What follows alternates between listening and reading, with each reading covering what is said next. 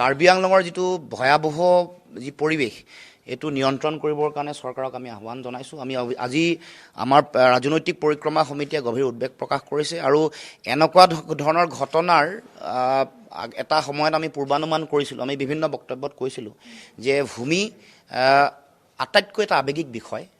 অতি ভূমিৰ অধিকাৰ মানুহে হেৰুৱাব খুজিলে মানুহে এটা সকলোৱে অতি গভীৰ শংকাৰ মাজেৰে জীৱন নিয়াব লগা হয় আৰু সেইকাৰণে এই যিটো আন্দোলন আৰু তাৰ আগত আমি দেখা পোৱা ষষ্ঠ অনুসূচীৰ যিবোৰ অন্তৰ্গত অঞ্চলৰ যিবোৰ মাটি বা জনজাতি অধ্যুষিত অঞ্চল ট্ৰাইবেল বেল ব্লক বুলি যিবোৰ কয়, সেইবোৰত কিছু এনেকুৱা ধৰণৰ বিষয় আছে যিবোৰক লৈ প্ৰতিবাদ হৈ আছিলে, মানুহে বিৰোধিতা কৰি আছিলে আৰু আনকি উচ্ছেদৰো দাবী কৰিছিল।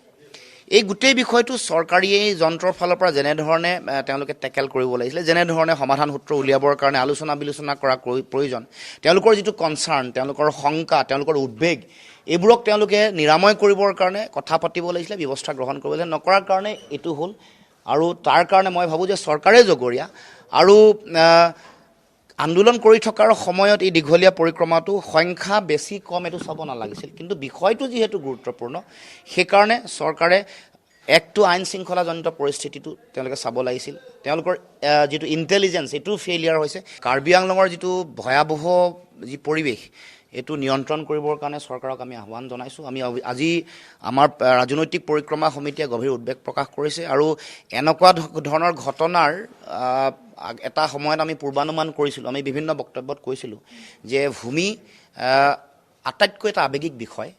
অতি ভূমিৰ অধিকাৰ মানুহে হেৰুৱাব খুজিলে মানুহে এটা সকলোৱে অতি গভীৰ শংকাৰ মাজেৰে জীৱন নিয়াব লগা হয় আৰু সেইকাৰণে এই যিটো আন্দোলন আৰু তাৰ আগত আমি দেখা পোৱা ষষ্ঠ অনুসূচীৰ যিবোৰ অন্তৰ্গত অঞ্চলৰ যিবোৰ মাটি বা জনজাতি অধ্যুষিত অঞ্চল ট্ৰাইবেল বেল ব্লক বুলি যিবোৰ কয়, সেইবোৰত কিছু এনেকুৱা ধৰণৰ বিষয় আছে যিবোৰক লৈ প্ৰতিবাদ হৈ আছিলে, মানুহে বিৰোধিতা কৰি আছিলে আৰু আনকি উচ্ছেদৰো দাবী কৰিছিল। এই গোটেই বিষয়টো চৰকাৰী যন্ত্ৰৰ ফালৰ পৰা যেনেধৰণে তেওঁলোকে টেকেল কৰিব লাগিছিলে, যেনেধৰণে সমাধান সূত্ৰ উলিয়াবৰ কাৰণে আলোচনা বিলোচনা কৰা প্ৰয়োজন, তেওঁলোকৰ যিটো কনচাৰ্ণ, তেওঁলোকৰ শংকা, তেওঁলোকৰ উদ্বেগ, এইবোৰক তেওঁলোকে নিৰাময় কৰিবৰ কাৰণে কথা পাতিব লাগিছিলে, ব্যৱস্থা গ্ৰহণ কৰিব লাগিছিলে। নকৰাৰ কাৰণে এইটো হ'ল আৰু তাৰ কাৰণে মই ভাবোঁ যে চৰকাৰে জগৰীয়া আৰু আন্দোলন কৰি থকাৰ সময়ত এই দীঘলীয়া পৰিক্ৰমাটো সংখ্যা বেছি কম এইটো চাব নালাগিছিল, কিন্তু বিষয়টো যিহেতু গুৰুত্বপূৰ্ণ সেইকাৰণে চৰকাৰে একটো আইন শৃংখলাজনিত পৰিস্থিতিটো তেওঁলোকে চাব লাগিছিল। তেওঁলোকৰ যিটো ইণ্টেলিজেঞ্চ এইটো ফেইলিয়াৰ হৈছে। কাৰ্বি আংলঙৰ যিটো ভয়াবহ যি পৰিৱেশ এইটো নিয়ন্ত্ৰণ কৰিবৰ কাৰণে চৰকাৰক আমি আহ্বান জনাইছোঁ। আমি আজি আমাৰ ৰাজনৈতিক পৰিক্ৰমা সমিতিয়ে গভীৰ উদ্বেগ প্ৰকাশ কৰিছে আৰু এনেকুৱা ধৰণৰ ঘটনাৰ এটা সময়ত আমি পূৰ্বানুমান কৰিছিলোঁ, আমি বিভিন্ন বক্তব্যত কৈছিলোঁ যে ভূমি আটাইতকৈ এটা আৱেগিক বিষয়।